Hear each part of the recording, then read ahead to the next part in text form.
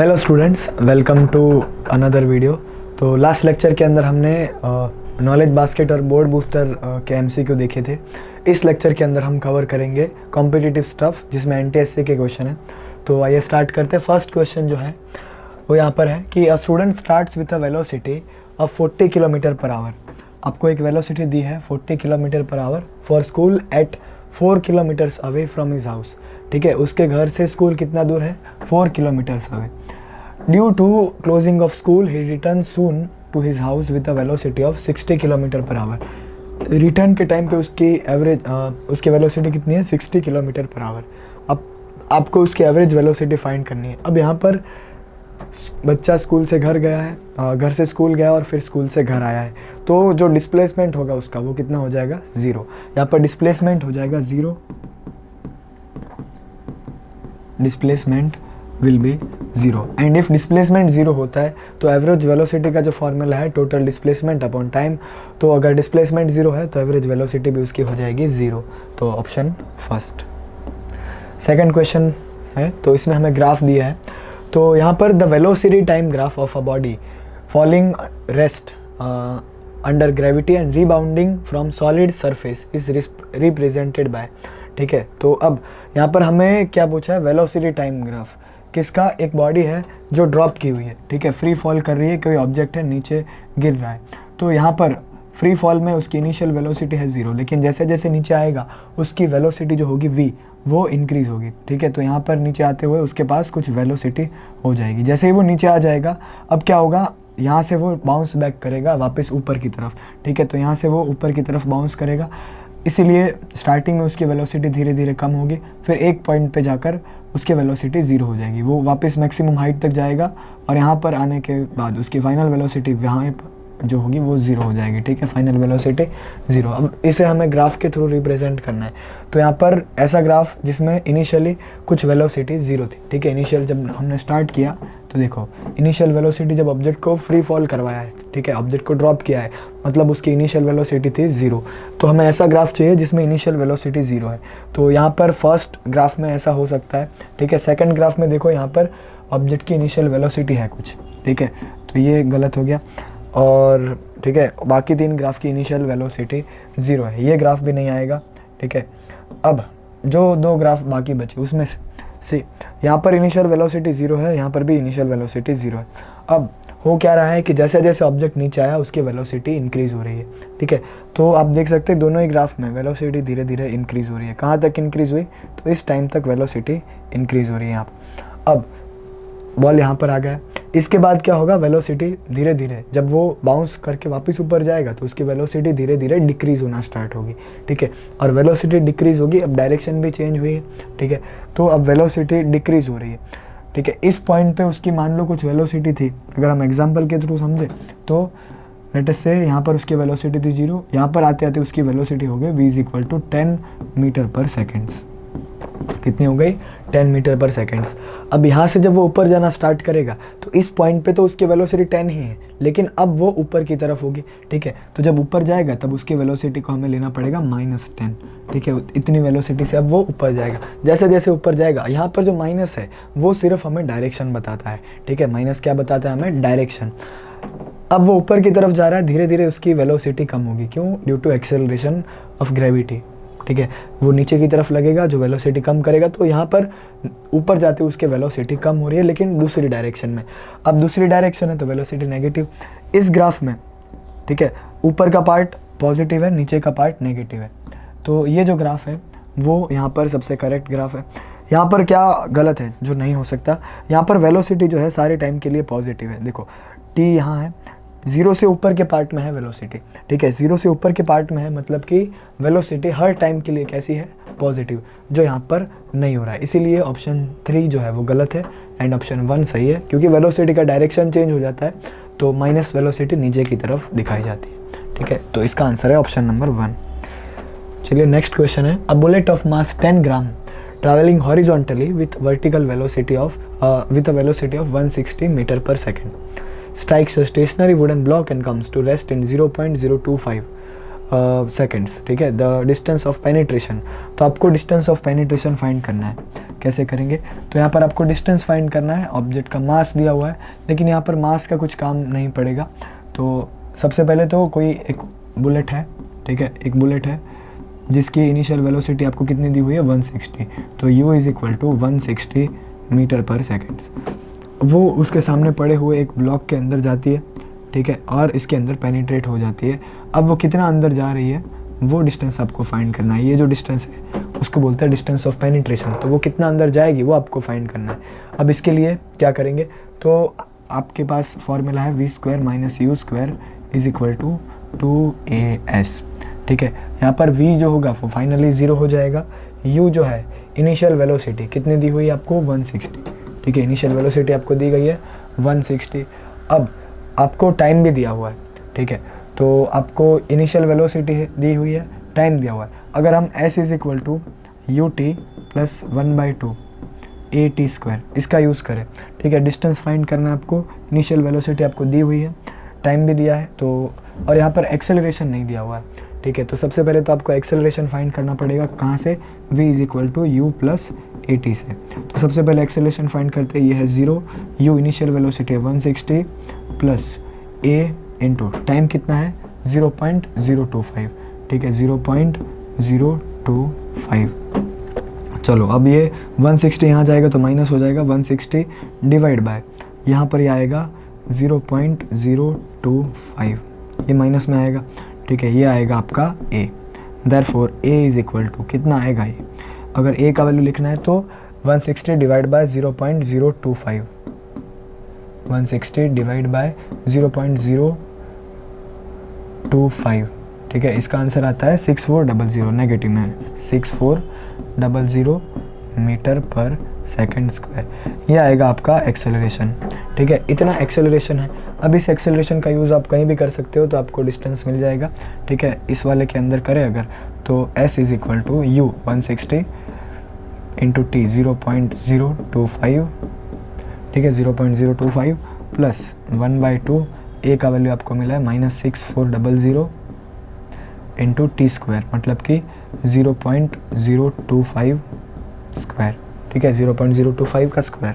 चलो अब 160 इंटू 0.025, ठीक है, तो यहाँ पर अगर करें 160 इंटू 0.025, ठीक है, ये आएगा 4 प्लस, अब ये माइनस में है इसलिए पूरा माइनस हो जाएगा, तो अगर इसको यहाँ से कट करूँ तो यहाँ पर ये आएगा 3200, ठीक है, 3200 इंटू 0.025, 3200 मल्टीप्लाई बाय 0.025 ये आंसर आएगा 80, ठीक है। और इसको एक और बार 0.025 से मल्टीप्लाई करना है, क्योंकि इसका स्क्वायर है 0.025, तो इससे अगर मल्टीप्लाई किया तो ये आया है 2, तो 4 - 2 जो कि होगा 2, तो ये आएगा आपका पेनिट्रेशन डिस्टेंस, ठीक है, तो ये है 2 मीटर, ऑप्शन नंबर 3, 2 मीटर, ठीक है। तो यहाँ पर सिंपली हमने इक्वेशन ऑफ मोशन का यूज़ किया है, ठीक है, 3 बार इक्वेशन ऑफ मोशन यूज़ किया।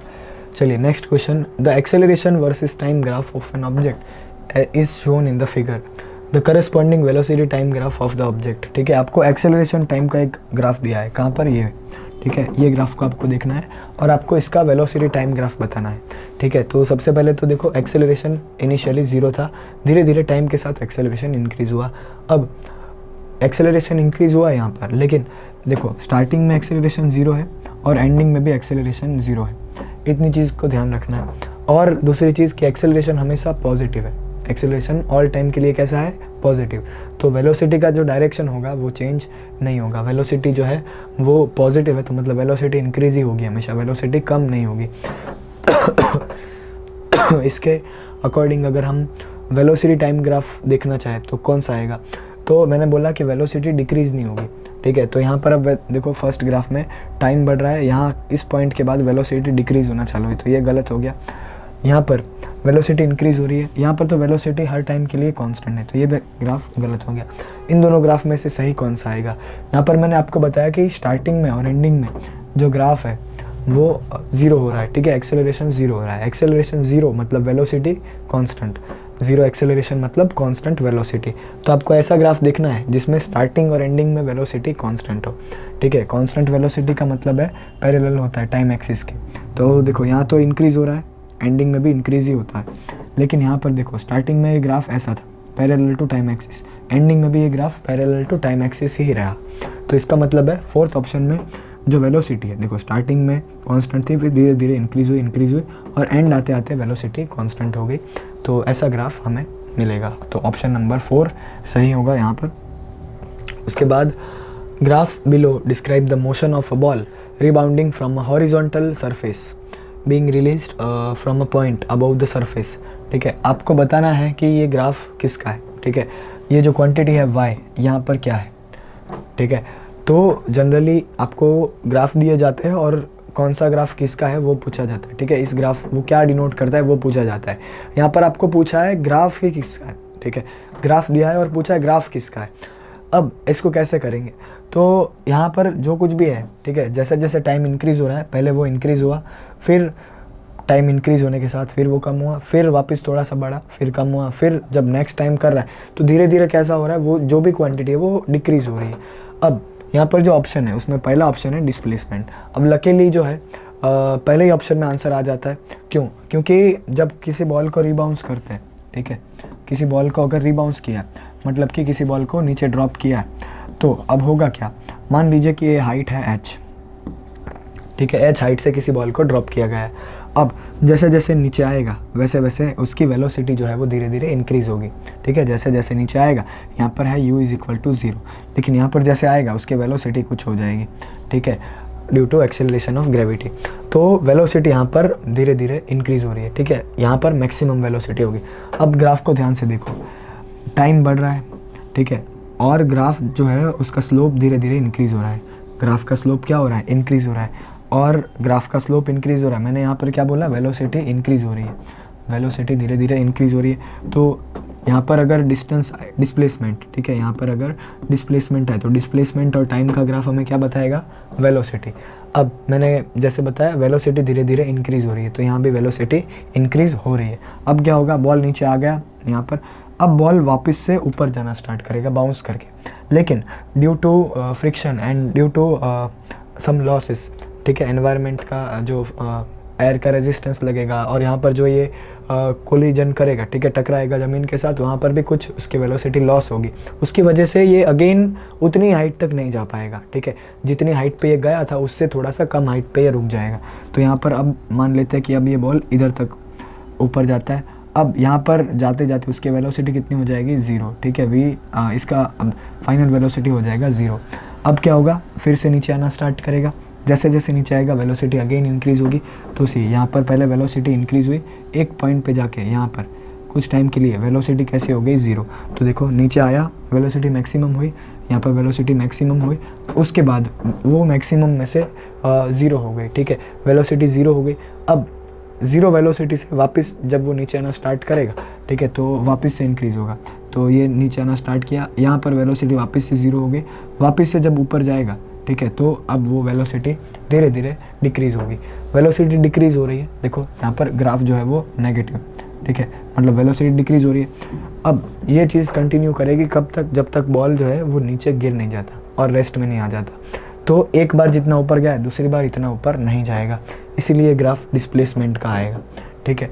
ये वेलोसिटी का ग्राफ क्यों नहीं आ सकता, ठीक है, क्योंकि वेलोसिटी जो है वो पहले बढ़ेगी फिर कम होगी, फिर बढ़ेगी फिर कम होगी, ऐसा रहेगा। एक्सेलरेशन तो यहाँ पर कांस्टेंट ही रहेगा। वेलोसिटी टाइम का ग्राफ हमने अभी जस्ट इसके पिछले वाले एमसीक्यू में देखा, वो आएगा, ठीक है। अगेन मैं दिखा देता हूँ, वेलोसिटी टाइम का जो ग्राफ होगा वो किसी के लिए ऐसा आएगा, जो ऑब्जेक्ट रीबाउंस कर रहा है सरफेस के ऊपर से, उसका वेलोसिटी टाइम ग्राफ तो ऐसा आएगा। यहाँ पर मैंने समझाया है, आप चाहे तो वीडियो प्लेबैक करके देख सकते हो कि यहाँ पर ये ग्राफ क्यों आया है, ठीक है, इसीलिए ये ग्राफ होगा डिस्प्लेसमेंट और टाइम का, ठीक है। तो इसका आंसर है डिस्प्लेसमेंट। चलिए नेक्स्ट क्वेश्चन है कि वैल्यू ऑफ 1 फर्मी इज़, ठीक है, 1 फर्मी कितना होता है, तो ये डायरेक्ट क्वेश्चन है। ये एक यूनिट है, ठीक है, फर्मी डिस्टेंस का यूनिट बोला जाता है। तो यहाँ पर फर्मी जो होता है 1 फर्मी, इसका वैल्यू होता है 10⁻⁻15 मीटर, 10⁻15 मीटर। जब बहुत ही माइक्रोस्कोपिक लेवल पे आपको मेजरमेंट करना होता है तो वहाँ पर आप मीटर सेंटीमीटर का यूज़ नहीं कर सकते, वहाँ पर आपको छोटे यूनिट्स की ज़रूरत पड़ती है, इसीलिए हम यूज़ करते हैं फर्मी मीटर। ठीक है, तो 10⁻15 मीटर। चलिए नेक्स्ट क्वेश्चन देखते हैं। यहाँ पर बोला गया है करेक्ट रिलेशन इज, ठीक है, कौन सा रिलेशन करेक्ट है। तो यहाँ पर तो ये इक्वेशन ऑफ मोशन है, थर्ड इक्वेशन ऑफ मोशन, जो कि है v² - u² = 2as। ठीक है, अब यहाँ पर v² को अलग लिखा है तो u² को इस तरफ ले जाओ, v² = u² + 2as। ऐसा कोई भी ऑप्शन हो तो वो सही है, v² = u² + 2as, तो v² = u² + 2as, option number 3 direct question है। उसके बाद a ball hits a wall horizontally with velocity of 6 meter per second. After hitting the wall, it rebounds horizontally with a velocity of 4.4 meter per second. If the ball remains in the contact with the wall for 0.04 second, the acceleration of the ball. ठीक है, चलिए तो acceleration find करने के लिए normal सा formula है a = v - u/t। चलो एक्सेलरेशन फाइंड करना है। सबसे पहले तो हमें टाइम दिया है, कितने टाइम के लिए कॉन्टैक्ट में रहता है, 0.04 सेकंड, तो 0.04। अब इनिशियल और फाइनल वेलोसिटी का क्या, तो हमने सबसे पहले इनिशियल वेलोसिटी कितनी दी है, 6, तो u की जगह पर आ गया 6। अब v क्या बोला है, after hitting the ball it rebounds, तो सबसे पहले समझ लो कि कोई बॉल है जो इस तरफ आ रहा है, कितनी वेलोसिटी से, 6 मीटर पर सेकेंड। अब वो टकरा कर जब वापस जाएगा, ठीक है, तो उसके वेलोसिटी का जो डायरेक्शन है वो चेंज हुआ है। ठीक है, अगर पहले वेलोसिटी इस तरफ थी, अब वो इस तरफ है, तो अगर 6 को पॉजिटिव लिया है तो 4.4 को हमें नेगेटिव लेना पड़ेगा, 4.4 मीटर पर सेकेंड। तो फाइनल वेलोसिटी उसकी कितनी हो जाएगी, -4.4। तो यहाँ पर v = -4.4। तो अब ये जो आएगा वो होगा -4.4 - 6 मतलब -10.4 डिवाइड बाय 4, -10.4 डिवाइड बाय 4 कितना आएगा, ठीक है, 10.4 का आधा 52 और 52 का आधा 26, तो 26 आएगा इसका answer, 26 metre per second square. ठीक है, मीटर पर सेकेंड स्क्वायर। तो ऑप्शन नंबर, अब इसमें प्लस लेंगे कि माइनस, ठीक है, तो यहाँ पर हमें ऐसा कुछ तो नहीं बोला गया है। अब बॉल की जो वेलोसिटी है, देखो पहले 6 थी और अब वेलोसिटी हो गई है 4.4, तो वेलोसिटी जो है वो डिक्रीज़ हुई है। ठीक है, डिक्रीजिंग वेलोसिटी मतलब एक्सेलरेशन कैसा आना चाहिए, नेगेटिव। ठीक है, तो कौन सा ऑप्शन सही रहेगा, -26 मीटर पर सेकेंड स्क्वायर। वैसे भी हमारा जो आंसर आएगा, ठीक है, वो ऐसा इतना ही आएगा, -26, ये जो है 4 नीचे है 0.04। ओके, तो यहाँ पर 2 0 और ऐड हो जाएंगे। ठीक है, तो 10.4 डिवाइड बाय 0.04, तो ये ज़्यादा आएगा, 10.4 डिवाइड बाय 0.04। ठीक है, 260, ठीक है, नॉट 26, सॉरी, -20 ये आएगा मीटर पर सेकेंड स्क्वायर। ठीक है, माइनस है, ध्यान रखना। ठीक है, -260 मीटर पर सेकेंड स्क्वायर। चलिए next question, the speed of a train decreases from 80 to 60 in 5 second. This process find out the acceleration of the train. ठीक है, एक्सेलरेशन ऑफ ट्रेन फाइंड करना है, तो सबसे पहले तो डिक्रीज़ हुई है 80 से 16 5 सेकेंड्स। ये हमें किलोमीटर पर आवर दिया है और वो दिया है सेकंड्स में, तो हमें किसी एक के अंदर कन्वर्ट करना पड़ेगा। तो फॉर्मूला है a = v - u/t। अगेन चलो, v कितना है, 80 में से 60 हुआ है, तो 60 - 80। ठीक है, ये है चेंज और ये चेंज हुआ है 5 सेकंड्स में। अब हमें इसको मल्टीप्लाई करना पड़ेगा 5/18 से। ठीक है, इतना हमें कन्वर्ट करना पड़ेगा, तो 5 कैंसिल होगा, यह है -20 डिवाइड बाय 18। अगर इसको करेंगे तो 18 से 18 1 जा और 2 बचेंगे, तो ये 1.11 आएगा a metre per second square. तो ऐसा कौन सा ऑप्शन है, -1.11 मीटर पर सेकेंड स्क्वायर। ठीक है, नेक्स्ट क्वेश्चन देखते हैं। यहाँ पर क्या बोला है, a ball thrown vertically upward return to the tower after 6 seconds. ठीक है, the ball is 5 metre below the highest point at t = 2 second. तो इसको ड्रॉ करके समझना पड़ेगा। सबसे पहले तो कोई एक टावर है, ठीक है, यहाँ पर इसकी हाइट कितनी है वो हमें नहीं पता। ठीक है, एक टावर है। चलो, क्या बोला गया है, ball thrown vertically upward return to the tower, मतलब कि किसी ने बॉल को ऊपर फेंका है, बॉल को ऊपर फेंका है और वो ऊपर जाकर नीचे कितने टाइम में आता है, 6 सेकंड में। इसका मतलब है कि ऊपर कितनी देर में गया होगा, ठीक है, t is equal to 3 seconds. 3 second उसको लगेंगे ऊपर जाने के लिए, 3 सेकंड उसको लगेंगे नीचे आने के लिए। The ball is 5 metre below the highest point at 2 seconds. तो इसका मतलब क्या है, हाईएस्ट पॉइंट है ये, ठीक है, हाईएस्ट पॉइंट है ये, इससे 5 मीटर नीचे है, ठीक है, यहाँ से 5 मीटर नीचे है, ठीक है। तो बॉल यहाँ पर कहीं पे होगा, कब, 2 सेकंड पे। क्वेश्चन को समझो, यहाँ से हमने फेंका 2 सेकंड पे, ठीक है, 2 सेकंड पे ऑब्जेक्ट कहाँ पहुँच गया है, इस पॉइंट पे, ठीक है। अब आपको क्या पूछा है कि the time eight which the body will be at the same point. Again ये वापस इस हाइट पे कब आएगा, एक तो कब आएगा 2 सेकंड पे, वो जब वापस यहाँ से यहाँ आएगा तो एक टाइम फिर से यहाँ पर वो अगेन इस हाइट पे होगा। आपको वही टाइम फाइंड करना है कि वो कब इस पॉइंट पे वापस आएगा, ठीक है। तो अब ये कैसे फाइंड करेंगे, तो इसके लिए सबसे पहले तो हमें पता होना चाहिए कि डिस्टेंस कितना है, और इसके लिए हमें वेलोसिटी और बाकी सारी चीज़ें फाइंड करनी पड़ेगी। सबसे पहले फाइंड करते हैं इसकी इनिशियल वेलोसिटी। कैसे फाइंड करेंगे, तो मैक्सिमम पॉइंट पे, ठीक है, यहाँ से लेकर यहाँ तक मैक्सिमम पॉइंट पे इसकी हाइट कितनी हो जाएगी, 0, सॉरी वेलोसिटी कितनी हो जाएगी, 0। तो सबसे पहले अगर हम इनिशियल वेलोसिटी फाइंड करें तो v is equal to u plus at, v is equal to u plus at। चलो v है 0, इनिशियल वेलोसिटी है u प्लस, अब यहाँ पर एक्सेलरेशन जो होगा वो होगा -10 इंटू t कितना लिया है हमने, 3 सेकेंड्स। तो अब u कितना आ रहा है यहाँ से, 30 मीटर पर सेकेंड्स, मतलब कि बॉल को 30 मीटर पर सेकंड की स्पीड से ऊपर फेंका गया था। अब मैक्सिमम हाइट पे ये कितनी हाइट पे इसको फेंका गया है, तो इसके लिए मैं यूज़ करूँगा v² minus u² is equal to 2as। तो चलो v² है 0 माइनस u², u कितना है 30 का square is equal to 2। Acceleration again कितना लेंगे, -10 ऊपर जा रहा है इसलिए, और s टोटल हाइट, ठीक है, s से हमें क्या मिलेगा, यहाँ से लेकर यहाँ तक जाने में जो टोटल हाइट है, लेट अस से इट h, ठीक है, s से हमें h मिलेगा, तो ये आएगा -900 is equal to -20 into s। तो यहाँ से अगर मुझे s फाइंड करना तो s कितना आएगा, यहाँ से 20 यहाँ नीचे जाएगा तो 0 0 कट होकर 20 ये आएगा 45 मीटर, ठीक है। अब बच्चों ये आया है 45, लेकिन ये 45 है क्या, ठीक है, 45 है इसकी टोटल हाइट, ठीक है, 45 क्या है इसकी टोटल हाइट। हमें क्या बोला है कि वो 5 मीटर नीचे है, ठीक है, 5 मीटर नीचे है, कहाँ से, अपने हाईएस्ट पॉइंट से।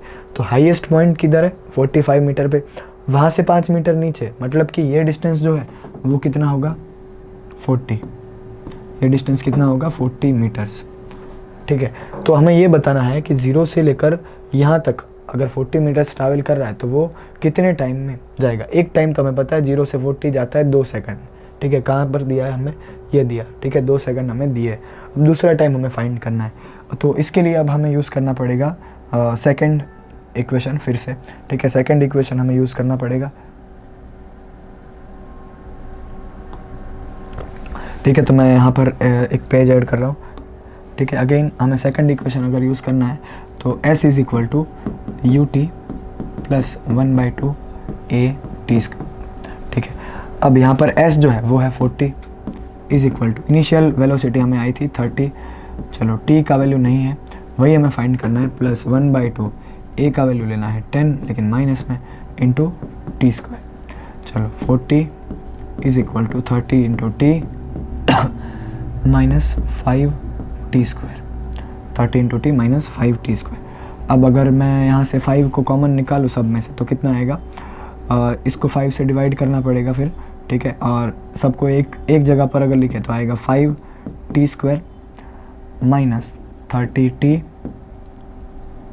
प्लस 40 इज इक्वल टू 0, ठीक है, ऐसा एक इक्वेशन बनेगा। अब अगर इसको सिंप्लीफाई करें, 5 से डिवाइड करें तो यहाँ आ जाएगा t² माइनस 6t, और इसको डिवाइड करें तो आएगा 8 इज़ इक्वल टू 0, ठीक है, t² minus 6t plus 8 is equal to 0। अब इसको अगर सिंप्लीफाई करना है तो इसके 2 आंसर मिल सकते हैं हमें। इसको सिंप्लीफाई करने के लिए माइनस 6t, अब ऐसा यहाँ पर टर्म लेना है जिसका मल्टीप्लिकेशन 8 हो और एडिशन उसका 2 हो, तो 4 इंटू 2 लेंगे, 4t minus 2t plus 8 is equal to 0। चलो अब यहाँ से कॉमन निकालेंगे अगर, तो यहाँ से कॉमन क्या निकलेगा, टी कॉमन निकलेगा, यहाँ पर अंदर बचेगा t-4, ठीक है। यहाँ से अगर t कॉमन निकाले तो t-4 यहाँ पर निकलेगा माइनस, अब यहाँ से भी t ही कॉमन निकलेगा -t, ठीक है। और यहाँ पर अंदर क्या बच जाएगा, माइनस के साथ निकला है तो यहाँ पर अंदर बच जाएगा,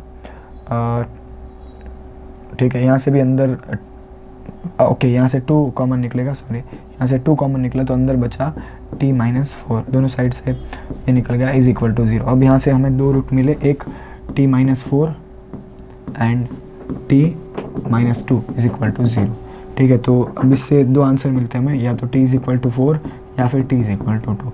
तो ये वाला तो हमें दिया है क्वेश्चन के अंदर, ठीक है, ये वाला हमें क्वेश्चन के अंदर दिया है। तो दूसरा आंसर जो बचा वो होगा हमारा नेक्स्ट आंसर। एक तो है 2 सेकंड, वो तो हमें दिया है, जो 2 रूट निकले उसमें से एक, लेकिन दूसरा जो रूट है वो होगा हमारा नेक्स्ट आंसर, मतलब कि 2 सेकंड बाद यहाँ से यहाँ गया, फिर यहाँ पर वापस कब आएगा, 4 सेकंड पे, ठीक है। t=4 सेकंड पे वो यहाँ पर आ जाएगा, ठीक है, t=4 सेकंड पे वो यहाँ पर आ जाएगा। अगेन ये क्वेश्चन थोड़ा सा डिफिकल्ट है, डिफ़िकल्ट तो नहीं बोल सकते, लेकिन इसका मेथड थोड़ा सा अलग है, ठीक है, बाकी सारे क्वेश्चन से। तो थोड़ा सा अगर आपको फिर से कन्फ्यूजन है तो एक बार फिर से रिवाइंड करके देख लेना, ठीक है। सारे स्टेप्स हमने स्टेप बाय स्टेप ही किए तो समझ में तो आ जाएगा, ठीक है। तो इसका आंसर है 4 सेकेंड्स, रूट निकालना है बस, ठीक है। चलो इसके बाद a particle starts it's motion from rest, ठीक है, मतलब कि u=0 under the acceleration of constant force if the distance covered in the first 10 second is s1 and the first 20 second is s2, ठीक है। ये थोड़ा सा ट्रिकी क्वेश्चन है, डिफ़िकल्ट तो नहीं है। तो s1 first distance in 10 second, तो स्टार्टिंग फ्रॉम रेस्ट लिखा है इसीलिए ut plus 1/2 a t²।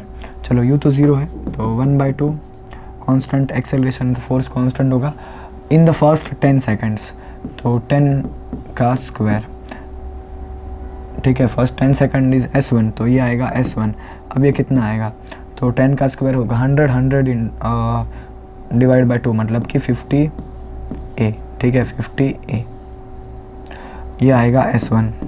Similarly अगर मैं s2 फाइंड करना चाहूँ तो ut प्लस 1/2 a t²।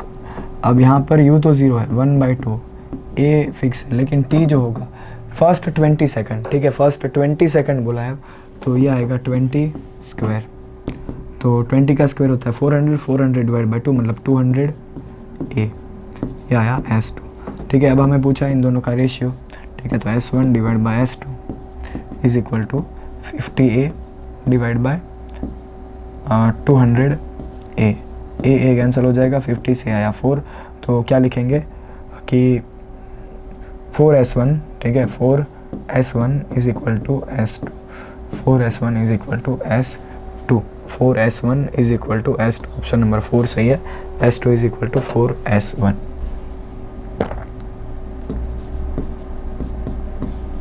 ठीक है, ये आंसर सही होगा ऑप्शन नंबर 4। उसके बाद हमें क्या बोला है, a car travels 40 kilometre at an average speed of 80 kilometre per hour and then travels 40 kilometre at average speed of 40 kilometre per hour. The average speed of the car for this 80 kilometre total distance दिया है, तो अब average velocity is equal to total distance displacement upon total time. चलो अब यहाँ पर हमें distance और उसके फॉर्म में दिया है, तो टोटल डिस्टेंस डिस्प्लेसमेंट जो है वो तो हमें बोला है, ठीक है। टोटल डिस्प्लेसमेंट हमें कितना बोला है, तो टोटल डिस्प्लेसमेंट है 80, ठीक है। Car travels 40 at an average speed of 80 and then 40, तो ये तो है 80। टाइम कितना लिया है, तो हमें टाइम कहाँ से मिलेगा, time is equal to distance upon speed, ठीक है, डिस्प्लेसमेंट अपॉन वेलोसिटी, ये भी कर सकते हो, डिस्प्लेसमेंट अपॉन वेलोसिटी। तो यहाँ पर डिस्प्लेसमेंट तो 40 किलोमीटर कितनी स्पीड से, 80 की स्पीड से, तो 40 डिवाइड बाय 80 प्लस दूसरा 40 kilometre at an average speed of 40, तो 40 kilometre at an average speed of 40। चलो ऊपर तो है 80, नीचे ये आ जाएगा 2 और ये आ जाएगा 1 अप प्लस 1/2, मतलब कि 3/2, 3 डिवाइड बाय 2, ये 2 ऊपर चला जाएगा, तो 80 मल्टीप्लाई बाय 2 डिवाइड बाय 3, ये आएगा 160 डिवाइड बाय 3, ठीक है, 160 डिवाइड बाय 3, तो 3 से अगर इसको कट करें तो कितना आएगा, 3 5 ज़ा एंड 153, ठीक है, 53.33 किलोमीटर पर आवर, ये आएगा आपका एवरेज स्पीड 53.33। तो इसमें फोर्थ ऑप्शन सही हो। चलो, which motion does the graph of distance and time shows for accelerated motion. चलो, डिस्टेंस टाइम ग्राफ दिया है जो इंक्रीजिंग स्पीड हो रहा है लेकिन यूनिफॉर्मली इंक्रीज हो रहा है, ठीक है। तो स्लोप इंक्रीज हो रहा है, ठीक है, मतलब स्पीड इंक्रीज हो रही है और यूनिफॉर्मली, मतलब इंक्रीज हो रहा है लेकिन यूनिफॉर्मली, ठीक है। तो अब इसमें से क्या आएगा, कांस्टेंट वेलोसिटी? जी नहीं, वेलोसिटी कांस्टेंट नहीं है, ठीक है। यूनिफॉर्म एक्सेलरेटेड, तो ये मोशन है यूनिफॉर्मली एक्सेलरेटेड मोशन, ठीक है। वेलोसिटी इंक्रीज तो हो रही है लेकिन जो स्लोप है, ठीक है, वो यूनिफॉर्मली इंक्रीज हो रहा है, स्लोप यूनिफॉर्मली इंक्रीज हो रहा है, ठीक है। मैंने स्लोप यूनिफॉर्म नहीं बोला है, स्लोप यूनिफॉर्मली इंक्रीज बोला है, that is why uniformly accelerated motion, ठीक है। उसके बाद the body is dropped from certain height from a uniformly ascending balloon, ठीक है। ऐसा एक क्वेश्चन हम कर चुके हैं, एक बलून है जो ऊपर की तरफ जा रहा है कुछ वेलोसिटी से, तो उसके पास ऑलरेडी कुछ वेलोसिटी है, उसमें से किसी एक ऑब्जेक्ट को नीचे ड्रॉप किया गया है, नीचे कोई ड्रॉप किया गया है। The correct graph showing variation of velocity with time of the body, ठीक है। तो जैसे जैसे बलून ऊपर जा रहा है, इसकी इनिशियल वेलोसिटी उसके पास है, एग्जाम्पल के थ्रू समझते हैं। तो ये है बलून, ठीक है, एक बलून से बॉल नीचे जा रहा है, तो जब बलून मान लो कि 5 मीटर पर सेकंड की स्पीड से ऊपर जा रहा है, जब बॉडी को नीचे ड्रॉप किया गया है तो उसकी इनिशियल वेलोसिटी जो है वो कितनी है, 5 है, लेकिन वो कहाँ पर है, अपवर्ड डायरेक्शन में। अब जैसे ही बॉडी को ड्रॉप करेंगे तो इनिशियल वेलोसिटी ऊपर की तरफ है, तो बॉल पहले थोड़ा सा ऊपर जाएगा फिर नीचे आना स्टार्ट करेगा। तो पहले वेलोसिटी होगी 5, फिर उस 5 से वेलोसिटी हो जाएगी 0, ठीक है। बलून का जो मोशन होगा वो कुछ ऐसा होगा, जहाँ से ड्रॉप किया है वो पहले तो वहाँ से ऊपर थोड़ा जाएगा फिर वहाँ से नीचे आना स्टार्ट करेगा। तो यहाँ से वेलोसिटी है 5, यहाँ पर वेलोसिटी हो जाएगी 0 और फिर धीरे धीरे वेलोसिटी इंक्रीज़ हो जाएगी। अब ये वेलोसिटी इंक्रीज़ हो रही है, तो अगर इसको पॉजिटिव ले तो दूसरी वेलोसिटी ये जो ली हमने वो नेगेटिव लेनी पड़ेगी। तो स्टार्टिंग में नेगेटिव में सम वेलोसिटी थी, उसके बाद वो 0 हुई और फिर वो इंक्रीज़ होना स्टार्ट हुई। तो ऐसा ग्राफ जो है वो ऑप्शन नंबर 1 में है। देखो, स्टार्टिंग में वेलोसिटी कुछ है, 0 नहीं है, ठीक है। फिर वेलोसिटी धीरे धीरे 0 हुई, इस पॉइंट पे वो वेलोसिटी 0 हो गई एंड फिर वहाँ से वो इंक्रीज़ होना स्टार्ट हुई। तो ऑप्शन नंबर 1 सही है। यहाँ पर इनिशियली कुछ वेलोसिटी है लेकिन फिर वो डिक्रीज़ हो रही है, इसलिए गलत है। ये तो वेलोसिटी कांस्टेंट फिर डिक्रीज़ हो रही है, इसलिए ये भी गलत। यहाँ पर वेलोसिटी इनिशियली 0 है और इंक्रीज़ हो रही है, तो इसीलिए ये भी गलत। स्टार्टिंग में इसके पास कुछ वेलोसिटी थी, फिर वहाँ से कम हुई, फिर वहाँ से गिरी। कम क्यों होगी, जैसे जैसे ऊपर जाएगा अब एक्सेलरेशन ड्यू टू ग्रेविटी लगेगा, इसीलिए वेलोसिटी कम होगी। धीरे धीरे वो जैसे जैसे नीचे आएगा वेलोसिटी इंक्रीज़ होना स्टार्ट हो जाएगी, ठीक है। तो इसीलिए ऑप्शन नंबर 1 सही है। उसके बाद a stone is dropped from the top of a tower, its velocity after it has fallen 20 metre, ठीक है, इज़ 20 मीटर नीचे आने पे उसकी वेलोसिटी कितनी हो जाएगी। तो पहले तो आपको ये पता करना पड़ेगा कि 20 मीटर कहाँ पर है, ठीक है। तो हम इसमें क्या यूज़ कर सकते हैं, तो आपको v फाइंड करना है। तो v square minus u square is equal to 2as। v find करना है, u आपको कितना बोला है कि ड्रॉप किया है, ठीक है, स्टोन इज ड्रॉप्ड, मतलब कि u है 0 इज इक्वल टू 2। एक्सेलरेशन आपको बोला है 10 लेना है और s कितना बोला है, आफ्टर 20 मीटर, ठीक है। और v स्क्वायर आपको फाइंड करना है। तो v square is equal to 20 into 2 मतलब 40 इंटू 10 मतलब कि 400। तो v कितना आ जाएगा, 20 मीटर पर सेकेंड्स, कितना आ जाएगा, 20 मीटर पर सेकेंड्स। तो ऑप्शन नंबर 4 सही होगा। प्लस इसीलिए लिया है क्योंकि वेलोसिटी जो है वो धीरे धीरे इंक्रीज होगी, इसीलिए। चलो, in the adjacent VT graph what is the relation between acceleration a1 and a2। तो यहाँ पर सिंपल सी चीज़ है कि जिसका स्लोप ज़्यादा है उसका एक्सेलरेशन ज़्यादा है, क्योंकि ये वीटी ग्राफ है। तो वीटी ग्राफ का स्लोप हमें बताता है एक्सेलरेशन का वैल्यू, तो जिसका भी स्लोप ज़्यादा होगा उसका एक्सेलरेशन ज़्यादा है। यहाँ पर हम देख सकते हैं कि a2 जो लाइन है, a2 का स्लोप ज़्यादा है, ठीक है, a2 is greater than a1। तो ऐसा जो भी रिलेशन है वो ऑप्शन सही है, a2 is greater than a1, option number 2। Next question, a car covers 30 km at a uniform speed of 60 and the next 30 at a uniform speed of 40. The total time taken is, यहाँ पर हमें time पूछा है, ठीक है। अब यहाँ पर हमें एवरेज स्पीड तो नहीं दी है, लेकिन हमें क्या बोला है, car covers 30 kilometre at a uniform speed of 60 kilometre per hour. चलो, यूनिफॉर्म स्पीड है तो हम नॉर्मल जो अपना पुराना वाला फॉर्मूला था वो यूज़ कर सकते हैं, speed is equal to distance upon time. Distance upon time. चलो कितने स्पीड से ट्रैवल किया है, 60 की स्पीड से। कितना डिस्टेंस ट्रैवल किया है, 30 किलोमीटर। तो टाइम कितना मिलेगा, टाइम इज इक्वल टू 30/60, मतलब कि 1/2 आवर। कितना हुआ ये, 30 मिनट्स, ठीक है। 1/2 आवर मतलब 30 मिनट्स। चलो ये तो यहाँ तक का ख़त्म हुआ। Next 30 kilometre eight uniform speed of 40। तो अगेन यही फार्मूला, कितना बोला है, 30 किलोमीटर। तो 30 इज इक्वल टू 40 स्पीड है इसकी, स्पीड, ठीक है। Speed is equal to distance कितना, 30 upon time, 30 upon time. Therefore time is equal to 30/40। 0 0 cancel, मतलब कि 3/4 आवर, 3/4 आवर। इसको मिनट में कन्वर्ट करने के लिए इसको मल्टीप्लाई करना पड़ेगा किससे, 60 से, ठीक है। तो 3/4 मल्टीप्लाई बाय 60, तो अभी आ जाएगा मिनट में। 1 hour is equal to 60 minute. यहाँ से आएगा 15, तो ये कितना हुआ, 15 × 3 45 मिनट्स, ठीक है। 45 मिनट्स ये और 30 मिनट्स ये, टोटल कितना मिनट हुआ, 75 मिनट्स, ठीक है। Option number 3। Tripling the speed of a motor car multiplies the distance needed to stop, ठीक है। अब ये स्टॉपिंग डिस्टेंस का सम है, v² - u² is equal to 2as। हमें क्या बोला है, tripling the speed of a motor car, मतलब कि फाइनल वेलोसिटी तो उसकी 0 है, तभी वो स्टॉपिंग डिस्टेंस बोला जाएगा। तो ये तो है 0 - u² is equal to 2as। अब ये 2 कांस्टेंट है, ठीक है। एक्सेलरेशन को अगर कांस्टेंट ले तो u² is proportional to s, u² is proportional to s। और अभी हमें क्या बोला है, ट्रिपलिंग द स्पीड, मतलब कि इनिशियल स्पीड को ट्रिपल कर दे। चलो तो स्टॉपिंग डिस्टेंस कितना होगा, चलो तो ये है रिलेशन। अगर इससे मैं लिखूँ u1² divide by u2² is equal to s1 divide by s2, ये मैंने इसी रिलेशन के ऊपर से लिखा है, ठीक है। तो ट्रिपलिंग द स्पीड मतलब कि u1 जो है वो है u² और u2 जो है वो है 3u² is equal to s1/s2।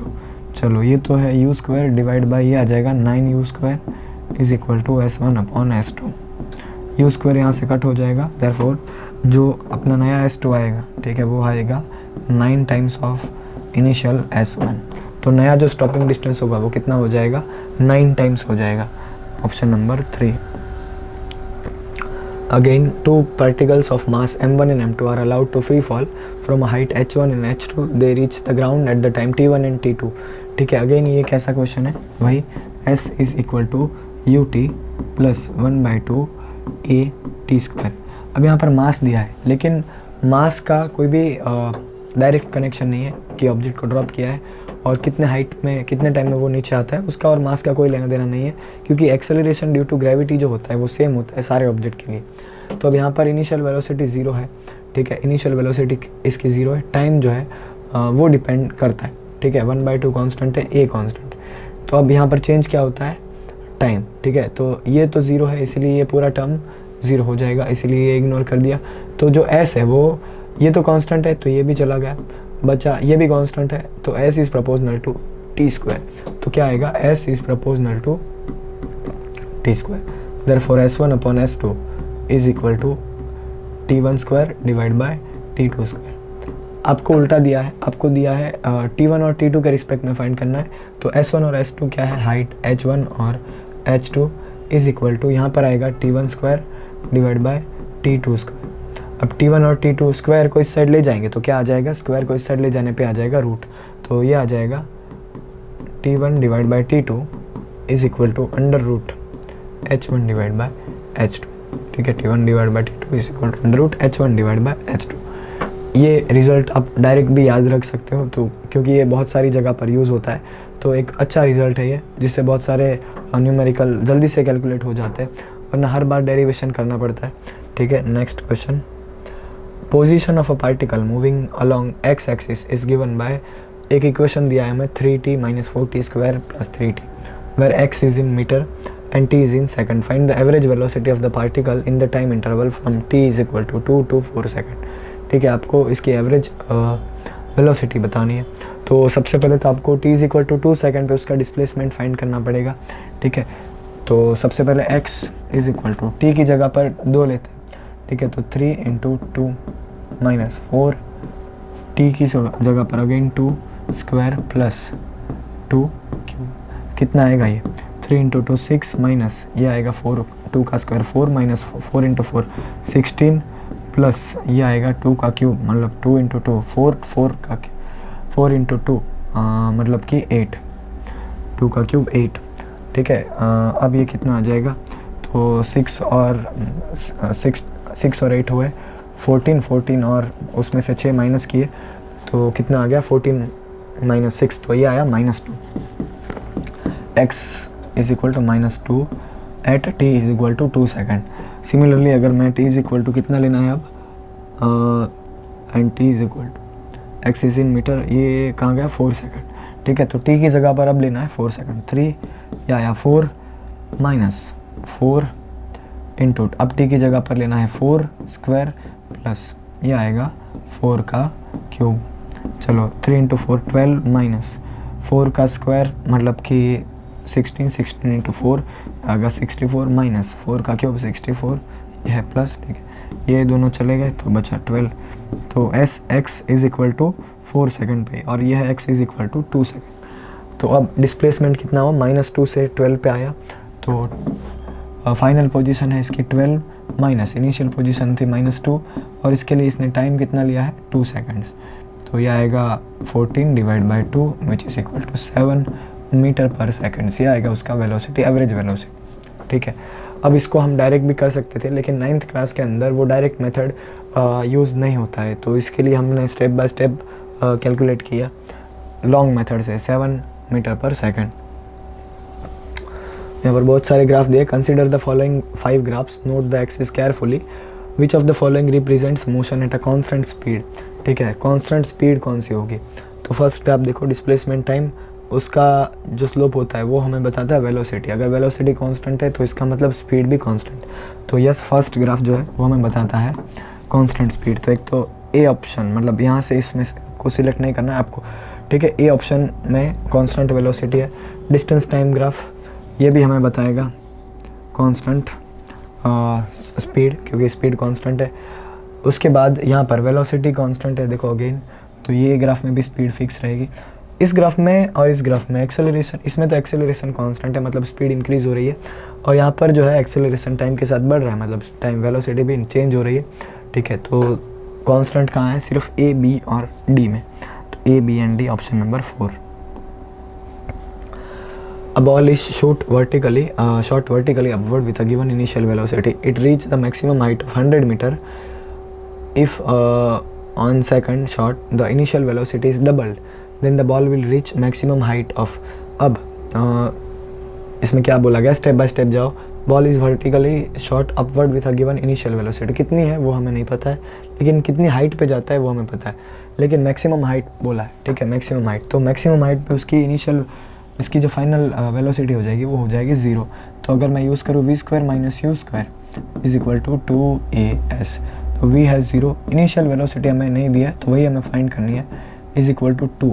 ठीक है, a है 10 और s कितना लूँ यहाँ पर 100 मीटर। चलो u² is equal to 100 into 2 मतलब कि 200 और एक 0 और 200 इतना आ जाएगा। तो u कितना आ जाएगा, अब अगर इसको कैलकुलेट करना है तो ये तो है 20 में 4 है, मतलब इसमें आएगा 400 इंटू 5, इसको ऐसे लिख सकते हैं 400 इंटू 5। अब ये है u², इसका रूट निकल जाता है तो कितना आ जाएगा ये। ठीक है, u इज़ इक्वल टू 20√5। अब अगर क्या बोला है कि if on second shot the initial velocity is doubled, मतलब इसका डबल कर देना है initial velocity, then it will reach the maximum height of. अब u को डबल कर दिया है, ठीक है, तो इसका डबल तो कितनी हाइट पे पहुंचेगा, तो again v² minus u² is equal to 2as। चलो v², अब v का स्क्वायर वो तो 0 ही है फाइनल, तो 0 ही होगा। u को डबल किया है, इससे डबल मतलब कि इसका डबल ये, तो ये हो गया 40√5 और इसका square is equal to 2। Acceleration again -10 ही होगा। अब ये कितने हाइट पे जाएगा, तो माइनस माइनस तो यहाँ से कट हो जाएगा, ये आया 40। अब इसका स्क्वायर भी करना है, 40 का स्क्वायर होगा 6 इंटू ये आ जाएगा 5 ठीक है, इसका स्क्वायर करेंगे तो is equal to 20 into s. Therefore अगर ये आ जाएगा 80 0 is equal to 20 into s. Therefore s is equal to divide by 20, ये कट और ये आएगा 400। तो एस का वैल्यू कितना आ जाएगा 400। ठीक है, एस कितना आ जाएगा 400 मीटर। चलो, a body falls freely from a tower and travels a distance of 40 metre in the last 2 second. The height of the tower is. ठीक है, बड़ा ही अच्छा क्वेश्चन है, थोड़ा सा अलग मेथड है, तो ध्यान से देखना। ठीक है, अब क्या बोला है, a body is freely falling from a tower. तो सबसे पहले तो किसी एक टावर के ऊपर से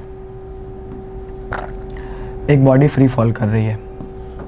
ठीक है, यहाँ से वो बॉडी फ्री फॉल कर रही है, टावर की हाइट मान लेते हैं h, और उसने अपने लास्ट 2 सेकंड में कितना ट्रैवल किया है, हाइट चलो लास्ट 2 सेकंड में 40 मीटर ट्रैवल किया है। तो समझो इसको ड्रॉप किया ऑब्जेक्ट को अपने लास्ट 2 सेकंड, मान लो लास्ट 2 सेकंड्स के पहले वो यहाँ था, इतना डिस्टेंस वो ट्रैवल करता है लास्ट 2 सेकंड्स में। गिरने से पहले टोटल कितना डिस्टेंस ट्रैवल करता है वो लास्ट 2 सेकंड्स में, तो 40 मीटर्स यहाँ पर। तो इस हाइट को मैं बोल लेता हूँ h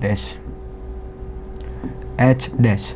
तो ये पूरी हाइट h है, उसमें से ये हाइट जो लास्ट 2 सेकंड्स में वो ट्रैवल करता है उसको हमने माइनस कर दिया। ठीक है, तो h डैश हाइट बची। ठीक है, तो अगर मुझे लिखना है h माइनस h डैश तो वो आएगा 40। h माइनस h डैश पूरी हाइट है h, उसमें से 40 माइनस कर लिया तो जो बचा वो है h डैश। अब आपको क्या फाइंड करना है, the height of the tower, आपको h फाइंड करना है। ठीक है, कैसे करेंगे इसको, तो यहाँ पर हम यूज़ करेंगे सेकंड इक्वेशन ऑफ मोशन। सबसे पहले h हाइट के लिए मैं अगर इसको यूज़ करता हूँ तो s is equal to ut 1/2 a t square. ठीक है, a t स्क्वायर। चलो s मतलब h is equal to ut, ये तो 0 है, इनिशियली ड्रॉप किया गया है तो ये टर्म 0 हो गया। 1/2 एक्सेलरेशन का वैल्यू लेना है, लेट अस से -10, और यहाँ पर आ जाएगा t स्क्वायर। तो ओके, एक्सेलरेशन यहाँ पर तो ड्रॉप हो रहा है तो इसको पॉजिटिव लेंगे। ठीक है, नेगेटिव नहीं लेंगे, पॉजिटिव लेंगे। ये आ गया 5, तो कितना आया 5 t स्क्वायर। ये आया है अपना h, क्या आया है h कितना आया 5 t स्क्वायर। इसको आगे और सिंप्लीफाई नहीं कर सकते क्योंकि टाइम नहीं है, टाइम मतलब क्वेश्चन में टाइम नहीं है। ठीक है, उसके बाद अगेन मैं अभी ये फॉर्मूला लगाता हूँ h डैश के लिए, h dash is equal to ut plus 1/2 half a t square, तो 1/2 a। अब यहाँ पर एक चीज़ ध्यान में देखो कि ये जो हमने t लिया था, ठीक है, वो तो कंप्लीट हाइट को आने के लिए था, तो वो था t। अब हमने क्या बोला है कि उसमें से आखिरी 40 तो वो 2 सेकंड में ट्रैवल करता है, तो ये 2 सेकंड को मुझे माइनस करना पड़ेगा टोटल टाइम में से। अगर टोटल टाइम t है तो t में से लास्ट के 2 सेकंड मुझे माइनस करने पड़ेंगे, तब मुझे इस h डैश का टाइम मिलेगा। क्यों, अगर मैं 2 सेकंड को इंक्लूड करके चलता हूँ तो पूरा हाइट आ जाएगा। ये लास्ट 40 मुझे काउंट नहीं करना है, मुझे ये h डैश चाहिए। तो उसके लिए t जो होगा वो होगा टोटल टाइम में से 2 सेकंड्स मैंने माइनस कर लिए। ठीक है, टोटल टाइम में से ये जो 2 सेकंड का पार्ट है वो मैंने माइनस कर लिया। ठीक है, तो अब कितना आ जाएगा, ये अगेन एक ही जगह पर 10 लेंगे तो 1/2 आया 10 इंटू t माइनस 2 स्क्वायर, ये यहाँ से कट हो गया 5, तो h dash is equal to 5 t minus 2 square. चलो अगर इसको मैं सिंप्लीफाई करूँ तो क्या आ जाएगा, चलो अभी इसको इतना ही रखते हैं h डैश। ठीक है, 5 t माइनस 2 स्क्वायर। अब आपको एक और रिलेशन मैंने बताया, h minus h dash is 40, तो चलो h की जगह पर मैं क्या लिख रहा हूँ 5 t square minus h dash की जगह पर क्या लिखना है, h डैश है ये है 5 t minus 2 complete square is equal to कितना है 40। ठीक है, तो अब यहाँ से कॉमन क्या निकल रहा है, 5 कॉमन निकल रहा है, तो अगर मैं इसको 5 से डिवाइड करूँ तो ये आ जाएगा t स्क्वायर माइनस ये 5 भी निकल गया, तो अब क्या बचा, अब बचा t minus 2 square is equal to 8। ठीक है, t square minus t minus 2 square is equal to 8। अब इसको सिंप्लीफाई करना है। ठीक है, तो मैं अगेन ये फिर से लिखता हूँ t square minus t minus 2 square is equal to 8। ठीक है, यही था पीछे t square minus t minus two square is equal to 8। ठीक है, इसको सिंप्लीफाई करने के लिए इसको खोलना पड़ेगा, तो टी स्क्वायर माइनस सबसे पहले ये टी स्क्वायर, अब इसको ब्रैकेट में रखते हैं पहले, तो अब ये जब खुलेगा तो माइनस 2ab, ठीक है, तो 2a है t और b है 2, तो ये आ जाएगा minus 4t plus b square, मतलब 4 इज इक्वल टू 8। इसको अगर मैं खोलूँगा तो क्या आ जाएगा, t square minus t square plus 4t minus 4 is equal to 8। T square cancel हो गया, यहाँ पर बचा 4t इज इक्वल टू 12, ये यहाँ चला जाएगा, तो t इज इक्वल टू आ जाएगा 3। अब ये मुझे क्या मिला है, t is equal to 3 seconds. ये तो मुझे मिला है टाइम, मुझे क्या चाहिए, हाइट। ठीक है, तो हाइट के लिए ये है, ये रिलेशन है h is equal to 5t square, तो h is equal to 5t square. इसमें मुझे t कितना लेना है, 3 स्क्वायर। ठीक है, 3 का स्क्वायर आएगा 9, 9 इंटू 5 मतलब कि 45। तो टावर का जो हाइट है वो कितना होगा, 45।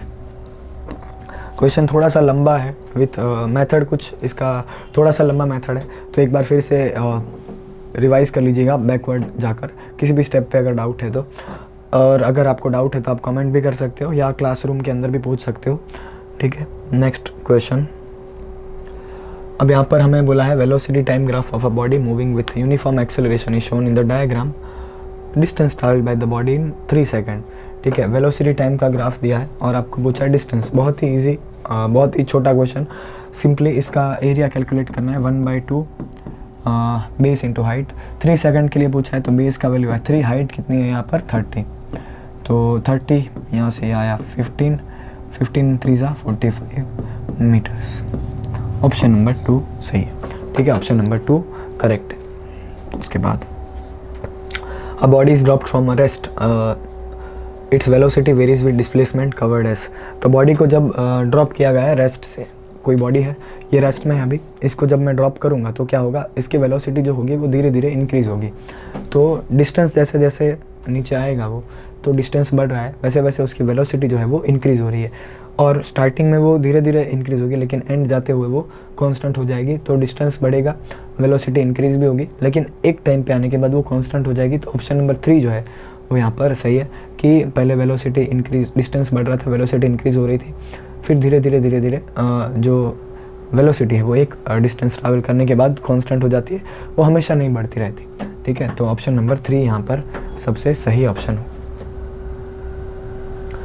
The initial velocity of particle is 10 metre per second, it is moving with an acceleration of 4 metre per second square. ठीक है, the distance covered by the particle in after 2 second. ठीक है, 2 सेकंड के बाद कितना वो कवर कर लेगा। सिंपल सा फॉर्मूला है, s is equal to u t plus 1/2 a t square. Initial velocity आपको दी है 10 इंटू 2 प्लस 1/2। अब यहाँ पर एक्सेलरेशन है 4 इंटू टी स्क्वायर, मतलब कि 2 square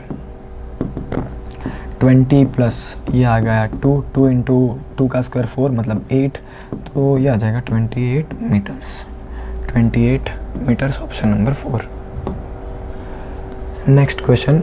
2 steel balls of mass 1 kilogram and 2 kilogram lead of 10 kilogram are released together from the top of a tower 30 meter height, assuming the path to be in vacuum.